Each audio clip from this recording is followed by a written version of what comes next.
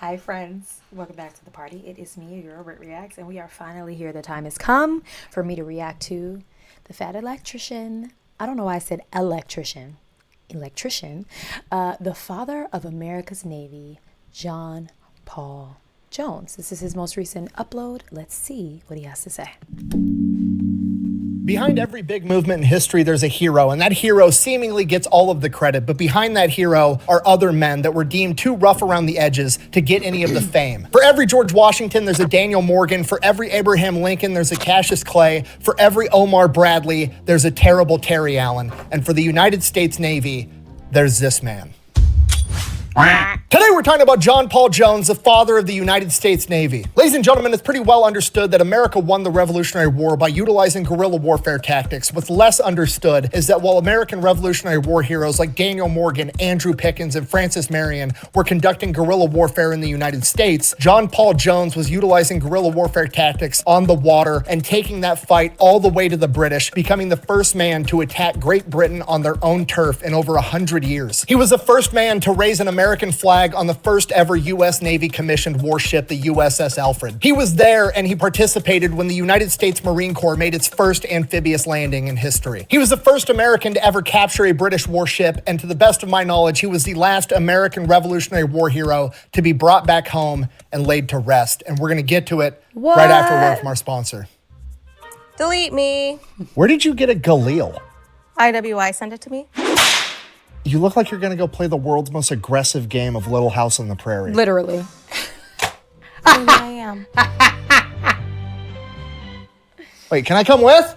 All right, here's the deal. Super simple, straightforward business great. model. You give them money, they turn around and make sure the data brokers on the internet aren't selling your personal information. What does that even mean? Okay, here's the entire internet and every free service on the planet inside of a nutshell, okay? There's a saying, if you're not paying for the product, you are the product. What that means is pretty much anything on the internet that you use, that's a service, whether that be Google, Facebook, Instagram, Snapchat, all of it, okay? It's all an app. So one of two things is happening. They're either gonna feed you ads, and that's how that company makes money since their service is free, or they're going to collect your personal information, then turn around and sell it to data brokers on the internet, and then they're going to turn around and sell it to whoever buys it, and next thing you know, you're getting 17,000 robocalls every single day. And that's where Delete Me comes in. They will look through all the major data brokers and find the ones that are selling your personal information and submit opt-out requests on your behalf, and then they are legally obligated to comply. And then they'll continue to monitor these data brokers, and if they get your information again, Delete Me will submit an opt-out request again. Basically, you're paying Delete Me to get rid of all the downsides of all of the free stuff on the internet, which I think is absolutely worth it. If you want to check them out, I'll have a link and a discount code down below. Let's get back to the video.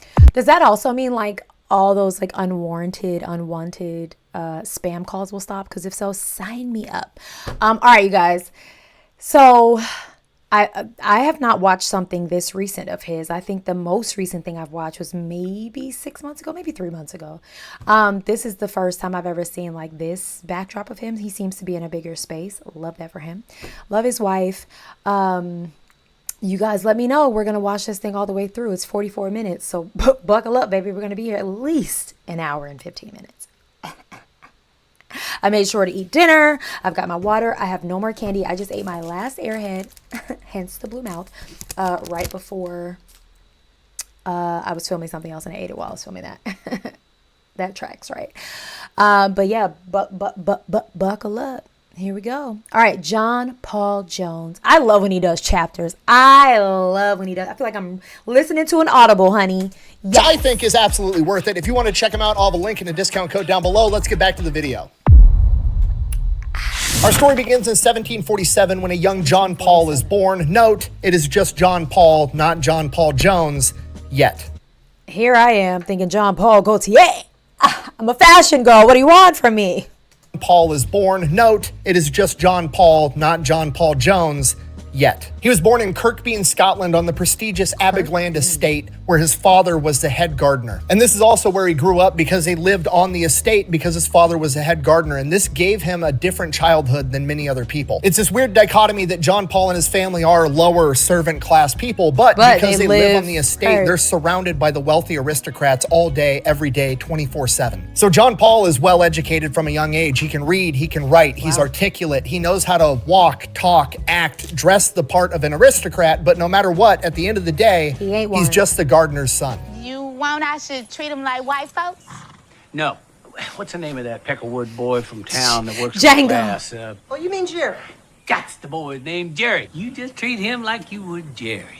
John sees and feels this treatment his entire childhood, and it doesn't take long for him to catch on that he's never not going to be the gardener's son. So he has to come up with a way to change his stars, so to speak. And the easiest way to go about that is for him to pursue a career in the Navy and become a captain of a ship. And captains back then, referred to as masters, are almost always part of the aristocratic, wealthy society. So that's what he wants to do. He becomes an apprentice on a merchant marine vessel at the age of 13 years old. For the next 4 years, between the ages of 13 and 17, he apprentices on a ship called the Friendship, learning anything and everything he can about how to be a good sailor. Then after 4 years, the Friendship ends up getting sold, and 17-year-old John Paul is out of a job and unemployed. So he takes the first job that he can get, which unfortunately is working on a slave ship in the transatlantic slave trade. He does that for several years and he hates it the entire time. He finds the slave trade to be absolutely disgusting, later in his own writings describing it as an abominable trade, which, while obviously figuratively and literally, these slave ships were disgusting, like literally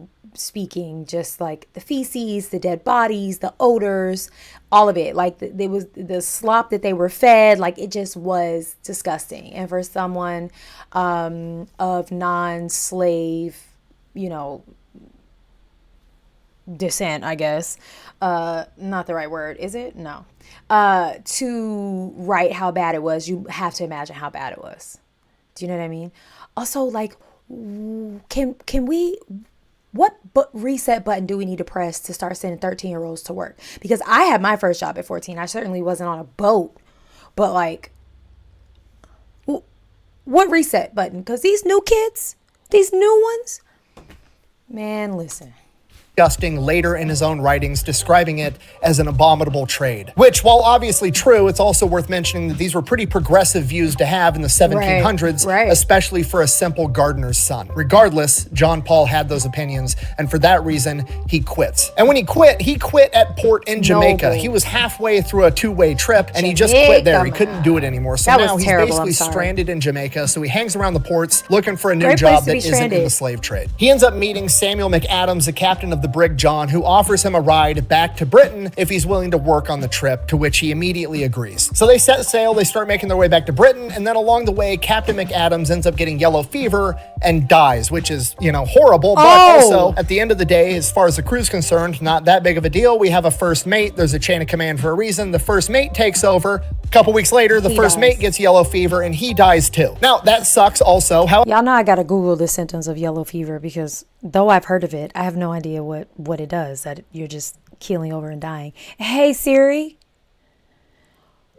what is yellow fever? Why do y'all watch this?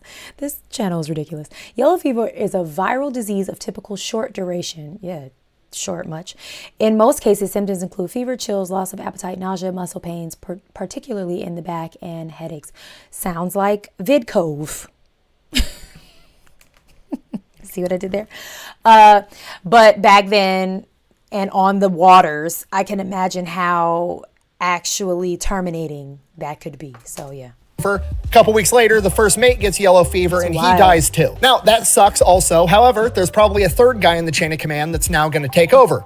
But there isn't. You see, at this point in time, being able to navigate on the ocean was kind of like protected tradecraft. They didn't want everybody on a ship knowing how to navigate the ocean. So usually it was just the captain and the first mate that actually knew how to do it, and everybody else was just kind of following orders. So now the two dudes that had the skill to navigate their way back home are both dead, and nobody knows what the fuck they're doing, and they're basically stranded out at sea. But luckily, the 20-year-old kid they picked up in Jamaica had been studying to be the best sailor that he could for the past 7 years, and he actually knew how to navigate the ocean. He takes command of the ship, brings it all the way back to Britain, no problem. The owner of the brig John finds out what happened. He hears about this 20-year-old hotshot they picked up in Jamaica that was able to navigate his ship from being lost at sea, and he figures, fuck it, I'm just gonna make this kid the captain, and that's exactly what he does. John Paul is now master of the ship. He has changed his stars. He should be in the aristocratic class now. But the brig John is a really small ship. He needs to keep working as a captain and work his way up so he's a captain of a much larger vessel, and that'll cement his role as a gentleman.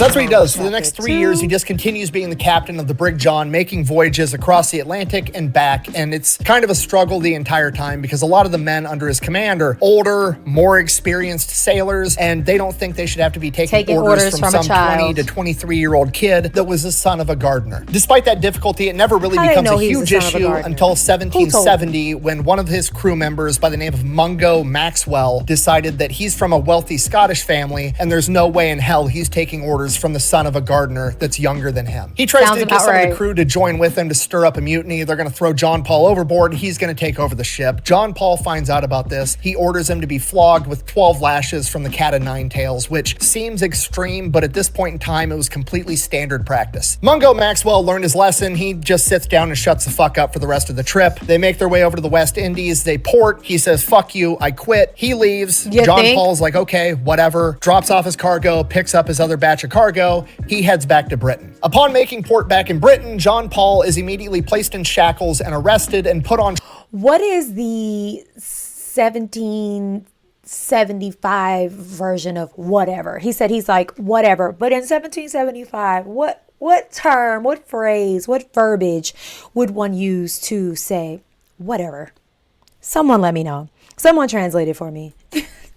Upon making port back in Britain, John Paul is immediately placed in shackles and arrested and put on trial for the murder of Mungo Maxwell. Apparently, after leaving John Paul's ship, he found another ship that took off sooner than John Paul did, headed back to Britain, and on that ship, he got yellow fever and he died along the voyage, and now his wealthy Scottish family is claiming that John Paul murdered him. So John Paul has to post bail, get permission from the court to travel back to the West Indies, get documentation from the port authorities saying that Mungo Maxwell was there, he was alive, and John Paul didn't kill him. He gets that documentation. Then he has to find out the other ship that he took back to Britain, track down that captain, and get documents from that captain saying, yeah, he was on my ship, he got yellow fever, he died. He gets all those documentations, goes back to the court. His name is legally cleared, but this whole process takes like 6 months, and his name is getting drugged through the mud in the court of public opinion the entire time. So while he's legally not a murderous captain, a lot of people don't know that. So that sucks, but there's nothing he can do, so he just keeps doing his job. And then 2 years later, he is given a promotion. He's given the command of a much larger cargo ship called the Betsy. And the Betsy is a humongous cargo ship. It's one of the biggest ones that Britain has. So at this point, he should definitely be in that wealthy aristocratic class. He should be a gentleman. And he starts going to the dinner parties, you know, with the powdered wigs and all the bullshit. And he's allowed to be there, but at the end of the day, he can still feel that everybody's looking down on him because no matter what he does, he's still the son of a gardener. And at this point, he's starting to think to himself, like, okay, I'm going to keep doing this. I'm going to make a bunch of money, and then I'm going to move over to the United States. I'm going to live in Virginia with my brother who's been living there for years as a tailor, and I'm just going to retire in the United States in the new world where there's a new opportunity. There's not hundreds of years of, you know, I'm from this family or that family. Everything's new. That's going to be my new start. But before he can do that, he's got to earn enough money so that he can show up to the United States as a rich man. So he keeps working. And then in 1773, shit hits the fan. On one of his voyages, his ship gets damaged in a storm and he has to make an unplanned port in Ireland, stop, have the ship repaired. Then once the ship is repaired, he gets sick for like 3 weeks. And while that's going on, a lot of the cargo ends up getting spoiled. So by the time he makes it to the port that he was originally supposed to be at, he doesn't have all the cargo to sell. He sells what cargo's still good, makes enough money to pick up his next load of cargo, and he heads back to the UK. The problem is he now doesn't have enough money to pay all the sailors under his command while they're at sea, which wouldn't seem... Not he couldn't make payroll, y'all. The man couldn't make payroll. He's down on his luck, honey. This story is not as... We got to pick it up. Next chapter, maybe it'll get better because I feel we're down on our luck. John, what is his name? John Jacob Jingleheimer Smith? No. What's his name? John Paul Jones. There we go. He now doesn't have enough money to pay all the sailors under his command while they're at sea, which wouldn't seem like a big deal. It's not like you can fucking do anything with the money while you're out in the middle of the ocean, but apparently some people got really upset about it. One of his sailors got drunk and decided to attack him with a club, and when he came at John with the club, John drew his sword and stabbed the man straight through the chest, killing him almost immediately. Now, that's a clear-cut case. John, we are still fighting allegations from the last unaliving event. And now, John, I can't clean this up. As your PR, I can't clean this up. stabbed the man straight through the chest, killing him almost immediately. Now, that's a clear-cut case of self-defense. However, John realizes that a lot of his men are pissed off they haven't been paid. A lot of men are friends with that guy. He's dead. He's worried that his crew isn't going to stick up for him. And on top of that, he still has the reputation as a murderous captain, even though that was complete bullshit. So John, fearing he's not going to get a fair trial, flees to America and starts living in Virginia with his brother, the Taylor. Now, this is late 1773. He's now stuck in Virginia. He's basically lost his career as a ship captain. He adopts the last name Jones, becomes John Paul Jones, attempting to not be found. He doesn't really know what to do with himself. Presumably, he's depressed. He just kind of hangs out at his brother's house all day. He's reading, doing philosophy, poetry, just trying to take his mind off the fact that his entire life plan has just been completely derailed. Then in 1775, the American Revolution kicks off, and holy shit, this is his chance. He can go serve in the United States Navy and make something of himself. So he immediately heads off to Philadelphia and volunteers to join the United States Navy. All right, help me out in the comments. How is he able to join the United States Navy if he's not, like, how did that work back then? How does it work now, I guess, if you're not a natural born citizen? Like, did he have his papers? How did his brother get over there? I have questions. There's some holes in this story, or maybe I missed it. Maybe it went over my head. But like, how are you able to be born in England or the United Kingdom or whatever it was called back in Hollaboo 72? I'm not good with numbers, guys. Math is not my ministry.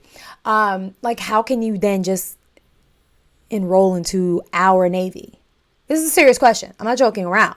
Answer it for me, please.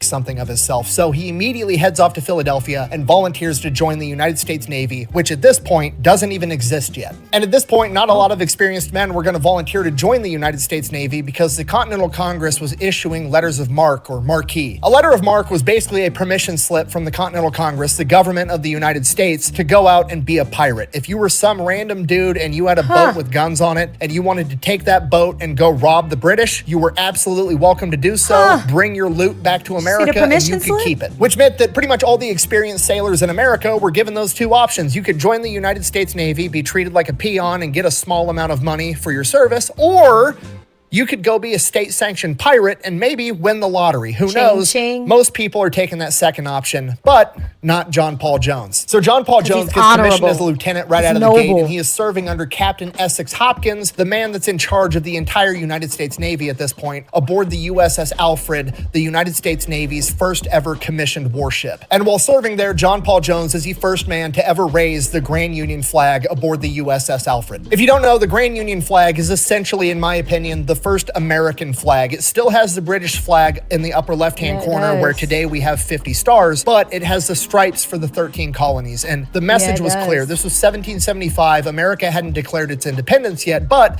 there was a rebellion going on. So the meaning behind that flag was, hey, we're united, we're armed, we're ready to fight, but we're still willing to reconcile if you agree to start treating us appropriately. And that's why they left the British flag in the upper corner. That didn't last for very long. America. While serving as lieutenant on the USS Alfred, John Paul Jones is having his crew drill over and over and over again how to fire the cannons. He wants to get them to the point that they can fire this cannon once every 15 seconds because he knows that's why the British Navy is so good. They drill their battle drills over and over and over again like a well-oiled machine. The problem is the United States Navy has no funding. The British have cut off the supply of all of the gunpowder, all of the cannons, all the cannonballs, all the supplies. So they're just drilling it dry, going through the motions over and over and over again. Which also highlights the problem. We need guns, we need gunpowder, we have to get supplies. So in March of 1776, the United States Navy, under the command of Essex Hopkins, decides that they are going to, for the first time in U.S. Navy history, project power. They are going to go out on the offensive and attack New Providence, the capital of the Bahamas. And that's because it is a major British military outpost with a ton of... I was just about to say, now, why are the Bahamas catching strays? What did the Bahamas do? What? But he's explaining it, so never mind. Providence, the capital of the Bahamas. And that's because it is a major British military outpost with a ton of military supplies, cannons, gunpowder, guns, uniforms, everything. They're gonna go in there, take it over, and steal all those supplies so they can continue fighting this war. So they're getting ready to take off, and 234 seemingly random dudes show up with guns. These guys are like, some of them are wearing civilian clothing with like hunting coats, some of them are wearing blue coats, some of them have green coats. It's just this ragtag crew of dudes with guns, and they are under the command of Captain Samuel Nicholas. And these are America's first Marines, literally men recruited out of a bar, Tun Tavern, a few months prior, and they're coming too. The Marine Corps just got founded. They don't even have official uniforms yet, but they're already showing up. What are they wearing? I have come here to chew bubblegum. Jeans and a flannel, apparently. And I'm all out of bubblegum. So they make their way down to the Bahamas, and once they get to the port where the actual military base is, it becomes very obvious that the British know that they're there, they know why they're coming, and they're ready to defend it. Commander Hopkins is about to just sail directly into the port, into all the gunfire, and just slug it out. At which point, John Paul Jones goes, or, hear me out, we've got 234 Marines in the back of the ships. Why don't we just sail around, not go through all the gunfire, land on an unoccupied beach, let the Marines get out and go take everything over? Essex Hopkins agrees, and that's exactly what happens. 234 Marines and 50 sailors make their amphibious landing on the beach. They then immediately go, they capture the city of Nassau, and... Am I the only person who stops and thinks like, who drew these? And like, were they there, or is this like a stenographer, like not the stenographer. Who's the one that draws in the courtroom? That's not a stenographer. That's the one that's doing the typing. Who, you know what I'm saying? Like, is someone perched up on the island drawing this, or like did someone describe it to them and this is the photo they came up with? Like this is always, like in the history books, it's always been these are the type of questions that run through my brain. These are my intrusive thoughts. I'm like, yeah, but they didn't have cameras. So how did we get this? Is this actually what was going on? Is this what they were wearing? How many buttons they had on their jackets? And y'all said they didn't have uniforms, but they look pretty uniform to me. I have questions. I need answers. Just so you know, I had a fairly large iced coffee just before this. So, you know, pretty hyper. Judge your mama, not me. Amphibious landing on the beach. They then immediately go, they capture the city of Nassau and the British Fort Montague all in one fell swoop. They captured 88 cannons, 15 mortars, 68 barrels of gunpowder, a bunch of guns, a bunch of other military supplies, and they took the British governor, Montfort Brown, as their prisoner. Montfort Brown would later complain that the Marines and the Navy men drank all of his booze out of the governor's palace, officially cementing the American military tradition of win, get hammered, repeat. From here, they make their way back to America. John Paul Jones is promoted to captain, and he is given control of the USS Providence, a 12-gun sloop. Can't keep him down too long. The British Navy has put up a blockade, essentially trying to force the American ships to stay inside the harbor. That way, we can't interrupt their supply lines. John Paul Jones doesn't really give a fuck. He waits for one night when it's dark, it's foggy, slips through the blockade, and then just starts fucking shit up with what amounts to guerrilla warfare tactics on the water. John Paul Jones and the crew of the Providence proceed. Nick, that was a perfect opportunity for you to insert Boosie Badasses, touchdown and cause hell. Touchdown and cause hell. Dun dun. Because Nick is so good at that. He should have, Nick, you missed an opportunity. But copyright, I get it. I just want y'all to know. He could have slid that in there and it'd have been the greatest DJ transition you ever heard. Shit up with what amounts to guerrilla warfare tactics on the water. John Paul Jones and the crew of the Providence proceed to go out and start capturing British merchant vessels left and right. They have multiple run-ins with British warships that try to stop them, but they're never able to quite pull it off. The HMS Solo Bay gets clever, and they try to raise the Grand Union flag, signaling to John Paul Jones that they're actually an ally, at which point John Paul's not buying it, but he pretends like he does, so he lowers his sails, basically sending the signal like, go ahead and approach and we'll have a conversation. And as the ship gets close, they veer off, and they're actually trying to set up a full broadside run, but at the perfect moment, he raises the sails and speeds away, and now they're headed the opposite direction, and they're not going to be able to get turned back around in time to catch him. Thank you, Commodore, for getting us ready to make He uses On Pirates of the another Caribbean occasion, a the lot, and I love HMS that. Millstone chases him for 8 hours straight, shooting cannons at him the entire time, and they miss every single one of them. And on the 8th hour, right as it becomes apparent they're not going to be able to catch him and he is going to get away, he orders one of his Marines to fire a single musket shot to compliment the captain of the HMS Milestone on his beautiful marksmanship. Ghostbusters? They then proceed to go and capture even more British merchant vessels. They capture 16 in total. Then John Paul Jones realizes that the British military is eating an awful lot of fish for food, and all that fish is coming from a bunch of fishing villages in Nova Scotia, and he's about to put an end to that shit. So the USS Providence rolls up, sinks the first ship, sinks the second ship. The third ship is looking pretty awesome, so they decide they're gonna go ahead, board it. They get on board. They don't like it, so they light it on fire, get back to the USS Providence, and then destroy 12 more. We don't like it.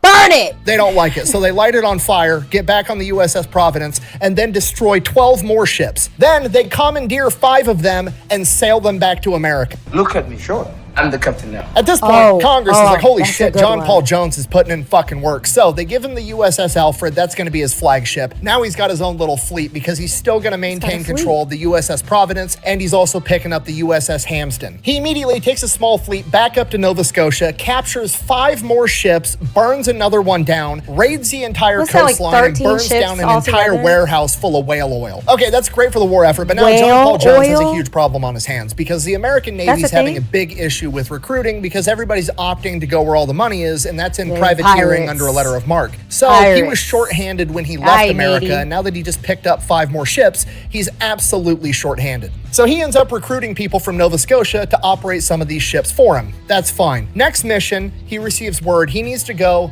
to a coal mine in Nova Scotia, sail up there. There's a bunch of American prisoners being held there by the British military. He needs to launch a raid and free them. On the way there, they run across a massive British transport ship called the Malesh. So he pulls right up with his Marines, boards the ship, takes it over. On board, there is 10,000 winter uniforms for the British. Commandeers the entire vessel, continues now they towards have the objective. unis. By this point, the USS Providence is in rough shape, and so is its crew. Everybody's overworked. The Providence is leaking. They want to turn back, but John Paul Jones is like, no, we got to keep moving forward. Just keep it together. We're going to get through this. He gives a speech. He feels like he improved morale. Apparently he didn't, because the USS Providence basically has mutiny. They turn the ship around in the middle of the night and they flee. That sucks, but he still has the Alfred, Give me a still has the break. Hampden, and he's got all the other fishing vessels and that transport that he captured. He continues on his way to Lord. Sydney, Nova Scotia to free these prisoners. He gets to Sydney, Sydney, Nova Nova Scotia, Scotia. finds out the prisoners have actually switched sides and they're now working for the British, very similar to how the Nova Scotia people are now working for him on all his captured vessels. So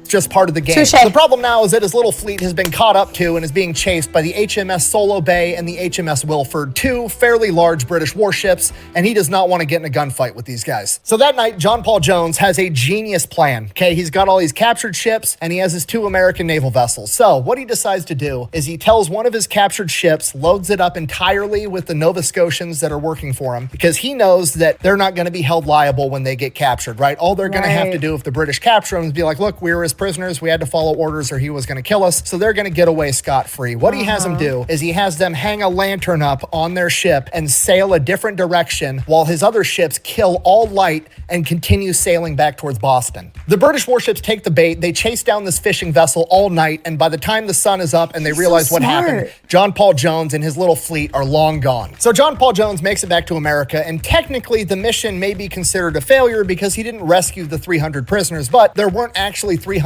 prisoners to rescue because they had switched sides. He captured all these naval vessels, and more importantly, he captured those 10,000 winter uniforms, which had a humongous impact on all of America. Those I can imagine. You just changed the game in the war. For those that were shivering in their timbers. Well, I'll be a fur coat. This story is a lot. I'm like really struggling to like stay focused and like lock in, and like there's a lot. There's a lot going on here. Like, the man is a genius, though. The scheming is just fantastic. Winter uniforms, good to which be on the had winning a side humongous of the impact on schemes. all of America. Those 10,000 winter uniforms were then worn by the American forces at Valley Forge during winter and kept them from freezing to death. And they are the exact same uniforms that Americans wore when they crossed the Delaware River on Christmas. Now, at this point, John Paul Jones is kicking ass, right? He's doing more for the war effort on the naval front than literally anyone else in the entire U.S. Navy. And in his mind, he's thinking, they're going to make me the first admiral in American history. This is going to be fucking awesome. He gets back to Boston. He finds out not only is he not going to be made an admiral, he's actually getting demoted. Apparently, in John Paul Jones' absence, aka while he was out winning a war, the government decided that they should have a comprehensive list of their naval officers and how important they are and base rank off of that. And for some reason, John Paul Jones is ranked 18th. And I want to fight everybody. Higher than him on this list is ranked that high because they're either friends with somebody or they're somebody's kid. Basically, it's the same bull. The Gayle King to Oprah. She just out here getting all the jobs because her bestie is Oprah. That's crazy. That man was actually out there making things shake. And Joe and Schmo, I would just want to fight everybody. Square up. This is nuts. This is crazy. No, thank you. High because they're either friends with somebody or they're somebody's kid. Basically, it's the same bullshit the British were doing with their aristocracy. They're rewarding connections and not ability and merit and getting the fucking job done. So John Paul Jones is absolutely pissed. They take away his fleet, they take away the USS Alfred, and they give him a smaller sloop called the USS Ranger and give him orders to sail to France, where he is going to meet up with Benjamin Franklin, where he is supposedly going to pick up a new frigate, an actual warship with a ton of guns. Say it, comment it right now. Do it, say it, comment it right now. Frigate. It's just such a funny word. It's such a funny word for a serious thing.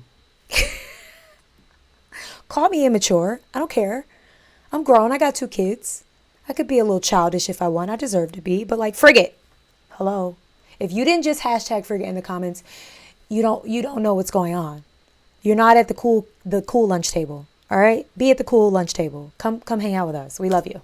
Supposedly gonna pick up a new frigate, an actual warship with a ton of guns. So there's a little bit of a silver lining. He makes his way over to France. So he sails across the Atlantic, he's about to France, and then one of his spotters sees 17 sails off in the distance, and he's thinking, surely, this is a British supply convoy, we're gonna fuck all them up, then we'll go to France. And the crew is actually pumped about this, because by this point in the war, the United States government had decided that whenever a US Navy ship captures a British ship, the crew would get a portion of the money that they captured, and this was gonna help them with naval recruiting, so not everybody wanted to go be a privateer and do a bunch of pirate shit. So the crew is pumped, they're ecstatic, they're chasing down this supply convoy, they're all gonna make a bunch of money, it's gonna be awesome. They get up on this supply convoy and they have the oh shit moment, because yeah, it's a big British supply convoy, but it's being escorted by the HMS Invincible, a massive British warship with 74 fucking cannons on it. We're all gonna die together. 74? You're a good group of boys to die with, I'll tell you that much. Now they're kind of screwed because they approach the convoy from the rear, so if they peel off and turn around, the HMS Invincible is probably gonna see them and they're gonna chase them down and they're absolutely gonna sink them. So John Paul Jones, master of fuckery, immediately pulls down anything that would signify that they're Americans and just pulls in with the rest of the convoy and pretends to be— Oh, no, he didn't. No, he didn't. This is like watching like an episode of like, I don't know. It just feels like good like reality TV or something. Like, no, he did not. This man pulled a Uno reverse. He turned his hoodie inside out. He turned his practice jersey inside out and rolled with the other team. Genius. He's a schemer. That would signify that they're Americans and just pulls in with the rest of the convoy and pretends to be a British merchant ship all day long until nightfall, and then under the cover of dark he turns the ship around and goes straight to France. They make a clean getaway. Nobody knew they were even there. So the USS Ranger and John Paul Jones make it into France on December 2nd, 1977, and pretty much as soon as they get there, he finds out that the French gave away the frigate to somebody else. You what? Perfect, great. Sailed across the Atlantic Ocean for literally nothing. Frigate. This is fantastic. So he ends up linking up with Benjamin Franklin. They end up becoming buddies. He's hanging out with all the aristocrats in France, rubbing elbows. And eventually he realizes he's not gonna get the ship he wants. So he's like, fuck it. Why don't you guys just cut me loose and let me go do my thing? And that's exactly what he gets. The orders he receives are, and I quote, distress the enemy. And that's exactly what he do. Britain is already writing newspaper articles about John Paul Jones basically being a pirate after raiding Nova Scotia. They want to see a pirate. He's going to show them what a pirate does. He absolutely covers the deck of the USS Ranger in swivel guns. He gets his hands on every musket and blunderbuss he can find, loads up on Marines and sailors, and sets off towards Whitehaven. Whitehaven is a major port that he's familiar with that's going to have hundreds of ships in its harbor, a major coal outpost, and he is going to go there and try to burn down every ship in the harbor. He is going to be the first man to attack Britain on its own home turf in over 100 years. And that stat's cool to say and all, but you need to appreciate the real strategic genius of what he's actually about to go do. By attacking Great Britain on its own home turf in 100 years, nobody is alive today in Great Britain at this point in time that has ever seen Britain be attacked ever. So if he can pull this off, it's going to be absolutely huge. It's going to freak out the British population, and it's going to send the message to the British like, hey, you guys are busy projecting your power all the way across the Atlantic Ocean. You're taking your massive navy and you're sending them over to America to mess with us. And if you do that, we're going to send people to mess with you. And that's going to force the British Navy to pull back a significant... So does the apple not fall far from the tree, or it does? Does it fall from the tree and roll down the hill? Or like... Did we learn from America? Amount of to send people to mess with Just you. asking. And that's going to force the British Navy to pull back a significant amount of their ships just to patrol their own borders. Okay, if you're not picking up what I'm putting down, let me put this into like modern context. Imagine if during the global war on terror, ISIS or Al-Qaeda somehow got their hands on a battleship and invaded Miami, okay? It'd be fucking freaky. So the USS Ranger sets off towards Whitehaven. As they're leaving the harbor in France, they fire their cannons, saluting one of the French naval vessels as they pass by, and that French naval vessel returns the salute. Okay, this is a humongous deal. It's the first time it ever happened in U.S. naval history. Firing the cannons back in salute meant that you recognize this nation as its own sovereign entity, and you recognize their authority. And this was the first time in American history that it ever happened. So the USS Ranger is headed towards Whitehaven, and John Paul Jones's lieutenant lets him know, like, hey, there's some of the members in the crew that want to have a mutiny. They think this is a crazy plan, and they kind of want to throw John Paul Jones in shackles and sail back to America. Luckily, not all the crew is against John Paul Jones on this, especially the Marines who are there to keep order. Now, why do we keep wanting to plan mutinies against John Jacob Jr. Harvey Smith? Like, what did he do to us? What did he do? What did Johnny Appleseed do to us? What did he do? What did he do? What did he do? What did he do? Leave the man alone. Luckily, not all the crew is against John Paul Jones on this, especially the Marines who are there to keep order, and they've had his back the entire time. They kind of tamp down the mutiny and continue towards Whitehaven to go on this mission. So they arrive there on April 23rd, 1778. In early morning hours, he has to make a decision how he's going to go about this. And what he figures is he can't take the whole crew out because half the crew is mutinous. So he's going to end up leaving the Marines with the ship because he doesn't want to leave the mutinous crew there. He doesn't want to take them with him because he doesn't trust them. He doesn't want to leave them there alone because they might steal the ship and leave them stranded. So the Marines are going to stay there with the mutinous crew, hold them on the ship, make sure they don't leave John Paul Jones and the men that he has loyal to him. So he's going to go out in rowboats in 2 groups of 15. You got John Paul in one group, and then you got 15 sailors in the other. John Paul Jones is going to take his 15. Leave John Paul Jones and the men that he has loyal to him. So he's going to go back to who's painting this. Are they on a boat somewhere? There seem to be some people of color. One even looks like he has like a bonnet on. Who are these people? Are they slaves?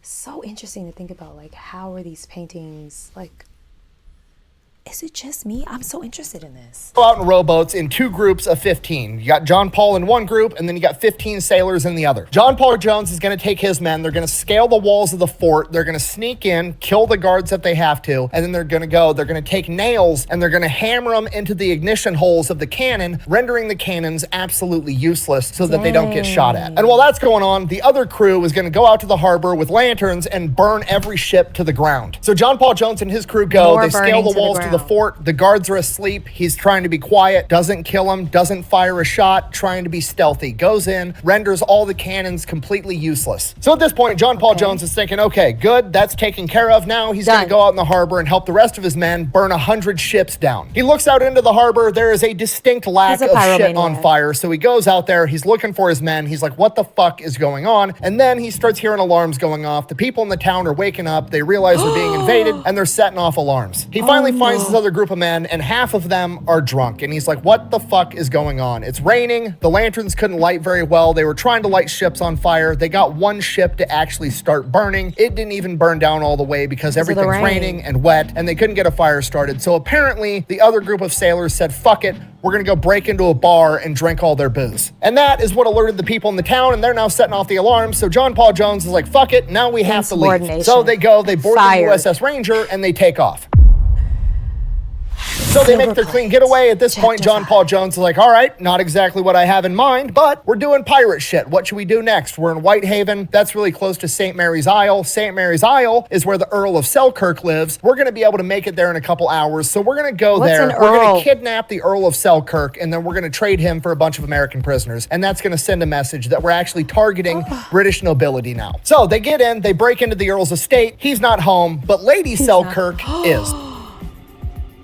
Oh, sorry, lady. Your collateral. Now, at this point, his crew is like, let's plunder and steal absolutely everything so we can all sell it and get a big payday. And John Paul Jones is like, no, we're not going to do that. What we're going to do is we're going to steal one thing. We're going to steal their silver plate, you know, like the silver dining dish for like a tea set. We're going to steal that and only that, and then we're going to leave. Okay, this is perfect. It's the perfect plan, and here's why. Because by stealing the silver plate, it just ruins the entire tea set, which, is that a big deal? Okay. No, of course not. But to fancy British nobility, it's the end of the world that grown men broke into their house, and there are now ramifications. Not that he took your lady. He took your silver tea saucer holder thingy, and now you only have 3 instead of 4. But forget your wife. There are priorities on this estate. For their government actions, and it's going to spread across the nobility fucking circles like wildfire that, hey, we can get attacked too, and it's going to negatively impact us also. Okay, but here's why it's actually the perfect plan. All right, now, most historians are going to tell you that the crew wanted to plunder everything, and John Paul Jones didn't want to plunder anything, and he resisted, and he fought them, and he ended up brokering this deal where he only let them steal 1 silver plate, okay? I'm going to call bullshit on that. It just doesn't make sense if you've ever talked to another grown adult ever. In my super duper not expert opinion, John Paul Jones did this because he wanted to bang Lady Selkirk. What do you mean by that? And hear me out, because by stealing the 1 silver plate, he's pulled off the old, I left my hoodie at your house trick, and now I have an excuse to come back later. And I know this because after they boarded their ship and left, he wrote Lady Selkirk a letter where he sincerely apologized, and it wasn't his idea. Is this his handwriting? This is PDC handwriting. If you know, you know. Look at that handwriting. He wrote this? He wrote this? Look at the word advocate. It is so perfectly written in script. This isn't even cursive, friends. This is script. Look at the word friendship. Oh, it's lightning outside. Oh, it's pouring outside. When the heck did that start happening? Wrote Lady Selkirk a letter where he sincerely apologized, and it wasn't his idea, and he was going to buy the plate back from his crew and deliver it to her himself. But that doesn't prove that he wanted to sleep with her. If anything, it proves my point that he wanted to be a gentleman and do the right thing. But maybe if it wasn't for the fact that he made duplicates of that letter and sent copies of it to his homie back in France, Benjamin Franklin. Okay, that's really significant for 2 reasons. 1, this is a 1700s equivalent of taking screenshots of you spitting game and sending it to your friends. And 2, he sent it to Benjamin Franklin, the most notorious womanizer out of any other founding father ever. You know I invented electricity. Really? I'm sensing a little electricity right here. He was a playboy? Didn't Ben Franklin have syphilis? Yes, but I don't. Okay, this is probably shocking to a lot of you, okay? Because you think of Ben Franklin and you think of the pictures of the old guy with the balding mullet that's kind of chubby, and you're like, oh, he invented a lot of shit and he's a founding father. Yeah, that's all true, but this dude's entire life, he was slinging dick like it was a going out of business sale. Benjamin Franklin literally invented the odometer, okay? Things I did not learn in grade school, but I will give the education system a pass because perhaps I shouldn't have been learning that. He was burning, as they like to say. His Peter was on fire. I had no idea. I had no idea that Benny Franklin was a boy. He was a boy.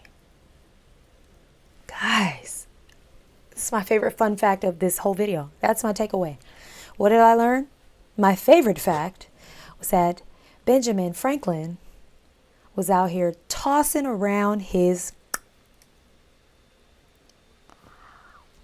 and dick like it was a going out of business sale. Benjamin Franklin literally invented the odometer, okay? They didn't have cars back then. What the fuck you tracking mileage for? He didn't do it so he could figure out how many miles he had left on his Prius. He did it so he could keep track of how many miles of pipe he laid. Hey, there was hundreds upon hundreds, if not thousands of letters of correspondence between Benjamin Franklin and women of nobility where he is doing nothing but spitting straight game the entire time. Okay, in 1745, Benjamin Franklin published a paper called Advice on Young Men in Their Choice of Mistress. Not wife, not female companion, mistress. Okay, I'm not going to read the entire thing for you. You can take the time and read it on your own. You should. It's absolutely hilarious. But to summarize it, it's essentially a PowerPoint of why you should be sleeping with cougars for fun. My favorite line from it is, and I quote, "The sin is less. The debauchering of a virgin may ruin her and make her life unhappy." Okay, translation, if I sleep with her first, I'm going to ruin her for everybody else. Which I cannot stress to you enough is an outrageous thing to say right now, let alone in the 1700s. Don't worry, I've got more receipts for this than I've got time. Horace Walpole, a British writer, once wrote, "He's too much the favorite of the ladies to escape their notice." Okay, John Adams, you know, like the other founding father, John Adams, once wrote, "The life of Dr. Franklin was a scene of continual dissipation." Okay, translation, Benjamin Franklin gets more pussy than an animal shelter. In his own autobiography, Ben Franklin said, and I quote, "I frequent intimacies with low women." Okay, if you're not picking up what I put down, I'm trying to tell you that John Paul Jones didn't just send a letter to it. He loved a Jezebel. He loved a streetwalker. He was a man of the lady of the night. This man is on the $100 bill, right? Benjamin Franklin is the $100 bill, right? Who's on the 20? It ain't Harriet, I can tell y'all that much. A Ben Franklin is a $100 bill. I'm trying to convince myself that, you know how like you know something, but then like you say it out loud and you get a little insecure and you're like, no, I know this for sure, right? A Benjamin, all about the Benjamins, baby. Okay, now I'm sure. Now I'm sure. Okay, if you're not picking up what I put down, I'm trying to tell you that John Paul Jones didn't just send a letter to his friend, okay? He submitted his homework to get graded by the master. He was like, did I do good? They will be no match for you. Okay, do you see now? Do you see why it's the perfect plan? He steals one singular silver plate. Now, that's going to spread throughout the aristocratic society. All the women are going to be freaked out that this pirate's going to show up and ruin their tea set. And then he's going to come back, restore the plate, bang Lady Selkirk. Then all the aristocratic men are going to be furious because John Paul Jones, the pirate, is showing up, stealing tea sets, and banging their wives. It's the ultimate form of psychological warfare. So the USS Ranger set sail, they form of psychological warfare. Ranger versus Drake. Not Kendrick. Ranger.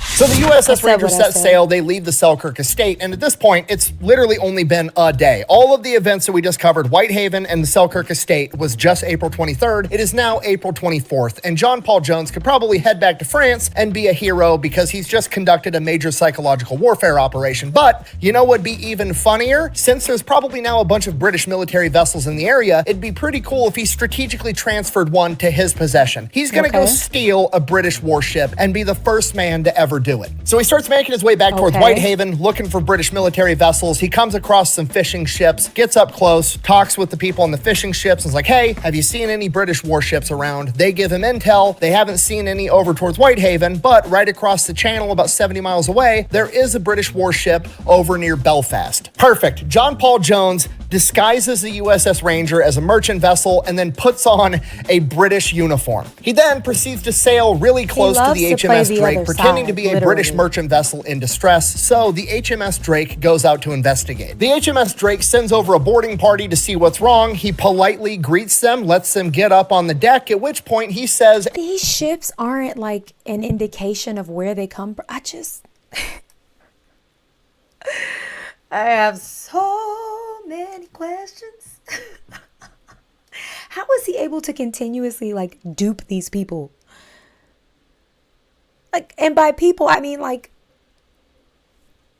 whole countries, whole military. To see what's wrong, he politely greets them, lets them get up on the deck, at which point he says, and I quote, "You're my prisoner, sir, and I'm John Paul Jones." God Gotcha, bitch. They then raise the American flag, which essentially forces the HMS Drake to engage them in open water. Now, here's the tricky part. John Paul Jones doesn't just want to sink the HMS Drake. He wants to capture it and tow it back to France. Luckily, he's got Marines and he knows how to use them. So they start dancing around the HMS Drake, and he gives the order to his Marines to use their muskets and start picking off every officer and every man above deck. After an hour of combat, John Paul Jones's men have sustained 6 casualties and the British 42, including all of their senior leadership, at which point the HMS Drake is forced to surrender. John Paul Jones is now the first American to capture a British warship. But what good is that if nobody knows about it? So he doubles back, goes back to the fishermen that originally gave him the intel, sails up next to him, gives them a cut of the sail and a bunch of gold, and gives them instructions to go tell the story to everybody that'll listen. You just make sure people know what happened here. Run and tell that. Instructions to go tell the story to everybody that'll listen. You just make sure people know what happened here today. He then sails back to France, and he is a fucking hero, and it is a massive party. He ends up getting gifted a French officer's sword and hanging out with a bunch of French women with his buddy, Benjamin Franklin. The American and British newspapers are talking about how he's the first American to capture a British warship. He launched a raid on Whitehaven. He's the first man to attack Great Britain in over 100 years, and he invaded the Selkirk estate and only took a single plate, proving that he was a gentleman, sending the message that he could have done a lot. Oh, wait, did he circle back to the crib to see the wifey? Did he circle back to put the plate back? To put the plate down? Did he circle back? That didn't happen, huh? Did it happen? Did I miss it? Sometimes you sometimes focus on something too hard that you have no idea what's going on. That happens to me often. More if he wanted to. In contrast, the British newspapers are freaking out, calling him a barbaric pirate that has the audacity to attack nobility. After the parties and the celebration dies down, the political bullshit sets in. John Paul Jones is like, okay, I've proved myself. Give me a better ship and then give me some more ships to support me. Let me take an entire fleet out and go do this. I'll wreak havoc everywhere. But for some reason, the government just isn't doing anything. They won't give him a fleet. They keep offering him like bullshit tiny ship after bullshit tiny ship. He's writing letters of protest to everybody that'll listen, and in one of these letters, he writes one of the most famous quotes in U.S. naval history. I wish to have no connection with any ship that does not sail fast, for I intend to go in harm's way. Translation, I want to haul ass and beat ass. Give me a fucking ship. Bonhomme Richard. The text is so wide across. Oh, I guess I could look at this monitor. That would be smarter, wouldn't it? But this is my main one. If you ever wondered why I look both ways sometimes and it looks weird because I'm looking, there's a monitor over here. And there's a monitor over here. And there's one in front of me. All ass. She's a and content beat creator. ass. Give me a fucking ship. After 6 months, they finally give him a 42-gun ship that he renames the Bomb Richard, which translates to the Poor Richard, which is a play on Benjamin Franklin's Poor Richard's Almanac. In addition to that, they give him 4 other smaller ships and 380 men, and he now has his own little fleet. And on October 17th, 1779, they leave port to distress the enemy even more. For the next month and a half, they just sail up and down the British coast, wreaking havoc. They seize 12 merchant vessels. They make landings in Ireland and Scotland, forcing the British to scramble and panic. Then on September 23rd, 1779, the grand finale, his little fleet comes up on a massive fleet of 40 British cargo ships. The only problem, they're being guarded by 2 British warships, the HMS Serapis, which is a massive 50-gun frigate, and her support ship, the HMS Countess of Scarborough. Okay, here's the problem. The HMS Serapis, absolutely on paper, should beat the Bomb Richard, okay? Despite what John Paul Jones wanted, the Bomb Richard is not a fast military ship. It was a merchant vessel that he converted into a warship. It's big, it's slow, it's clunky, it's old. But you know what? Fuck it, he's got Marines, we're gonna figure it out. So John Paul Jones is gonna take his weakness and turn it into a strength. What's his weakness? He doesn't have a ship that's that great. He doesn't really care about the ship. That's actually a strength. You gotta realize this is vehicle on vehicle combat, okay? If you're having road rage with some dude in a Lambo and you're driving a 1994 clapped out F-150, you think you're gonna let the dude in the Lambo win? No, you have nothing to lose. So John Paul Jones opens up the fight by pulling up right next to the Serapis and lashing the ships together. together. John Paul Jones has just turned this into a close quarters slugfest, and he's got Marines. They're opening up with their muskets, their blunderbusses, they're throwing grenades. It is a shit show. The Serapis is opening up with its cannons, blowing the bomb Richard to smithereens, at which point it becomes obvious the bomb Richard is going to sink. The British officer yells over to John Paul Jones, "Are you ready to surrender?" To which he famously replies, "I have not yet begun to fight." He then orders the entire... AKA, hell nah. Remember it? Class, it's not H-E-L-L, it's H-A-I-L. Hell nah. Surrender to who? To surrender, to which he famously replies, "I have not yet begun to fight." He then orders the entire ship to board the HMS Serapis, and they engage in close quarters combat for 3 hours. John Paul Jones and his crew win, forcing the British to surrender on their own vessel. He then cuts the bomb Richard loose and lets it sink. Oh! Jack, don't you do that. And while all that was going on, the other British support ship was being engaged by the other ships in his fleet, and they surrendered too. They then spend the next 10 days evading the British Navy and get their ships into a Dutch harbor. Now, there's a huge problem. When the bomb Richard went down, it took the American flag with it, and he's not about to fly the British flag on the ship that he just took from the British. So essentially, he has no flag on either of these ships. To us, this doesn't seem like a big deal. Back then, humongous fucking deal, because if any warship sails into a harbor not flying a recognized flag, they're immediately considered a pirate. And the British have already been saying that John Paul Jones is a pirate, and harboring a pirate is illegal, and it would justify the British going to war with the Dutch if they're harboring a fugitive, which is exactly what John Paul Jones looks like right now. So this is a diplomatic emergency, and the Dutch are in a tough spot. They don't want to go to war with America or England, and those are pretty much the only two possibilities if they weigh in, so they just kind of stall as long as they can. While that's going on, the Americans are scrambling to have a new American flag made, and they just kind of have to go off like a loose description. There's like 13 stripes, red, white, and blue, and have it made where? On the ship? Who? They got a seamstress down there? Like, who's making this? Or is it being made on land and being delivered? These are the questions. These are the things I need to know. I don't understand. And there's like a field of stars in blue, and what the seamstress or flag maker comes up with is the Serapis flag. And they're like, fuck it, that's close enough. Fly the colors. Diplomatic emergency solved. The father of and from here, everything goes to shit. John Paul Jones is ordered to turn over the Serapis to the French because technically they're the ones that gave him the bomb Richard and financed the entire endeavor. So that's their ship now, and he is then sent back to America. Once he gets back to America, he is given a golden medal by Congress, which is the equivalent to a Medal of Honor back in this point in time, similar to the one that Daniel Morgan was given because the Medal of Honor didn't exist yet. He is then pretty much stuck behind a desk on administrative duty because the United States Continental Congress doesn't think that they actually need to have a strong naval presence once the war is over, and the war is winding down and it's looking like America's gonna win. John Paul Jones continues to advocate and is very adamant that America should have a massive, strong, powerful navy, but nobody wants to listen to him. The American Revolutionary War comes to an end, and the Continental Navy is essentially disbanded because America has no interest in having a navy other than defending its own shores, and now John Paul Jones has nothing to do. Then in 1787, Catherine the Great of Russia comes knocking because she's fighting the Russo-Turkish War, and she needs experienced sailors to go help her win this war, and John Paul Jones gets the offer and he takes it. With the permission of Congress, he goes over, he fights for Russia, fucks up the Ottoman Empire, and politics strikes again. They don't want some foreigner getting all the credit for these massive, successful naval engagements, so they end up giving the credit to some other dude that's politically connected. Fuck me, right? On top of that, guess which other country Catherine the Great is recruiting naval officers from? The British. Guess who hates John Paul Jones?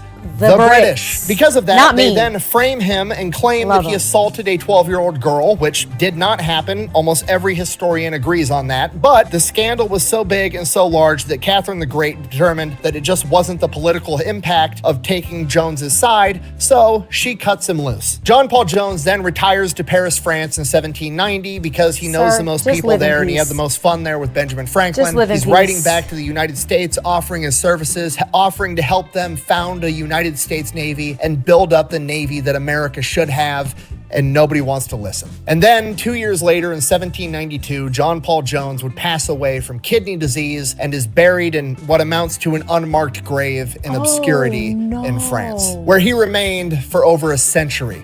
It wasn't until 1899 that America's French diplomat, another war hero that had earned the Medal of Honor, Horace Porter, spent 6 years trying to track down his remains, and he finally did it in 1905. Then, under Teddy Roosevelt, his remains were exhumed and transported back to America, with an inscription that reads, John Paul Jones, 1747 to 1792, U.S. Navy, 1775 to 1783. He gave our Navy its earliest traditions of heroism and victory. And that is the story of John Paul Jones, the father of America's Navy. He is credited with capturing or sinking at least 46 enemy ships, killing over 3,000 enemy combatants, and taking over 2,000 prisoners. He was the first man to raise the American flag over the United States Navy's first warship. He was there when the Marine Corps made their first amphibious landing. He is the first man to invade Great Britain in over 100 years, and he is the first American to capture a British warship. And yeah, he actually got that silver plate back to Lady Selkirk. And I like to think he got lucky. She later described him as noble. So in conclusion, saying that the whole time, honey. That's John Paul Jones, and it's a name you should remember. Thanks for watching. Best way to support the channel is go buy some merch over at thefatelectrician.com. Quack bang, out. He definitely Just got the when cookie. I think I hate politicians enough, they prove me wrong. Yeah, that's wild. That he was buried in an unmarked grave and not exhumed until 1905? Gotta do better, people. I'm a little stressed. No big deal. This one was fun. I have a little something different coming next. So I hope you'll join me. Make sure your notification bells are on. Subscribe to my channel, because why would you watch an hour-long video and not do that? And go and have the day you deserve. I adore you guys. Bye.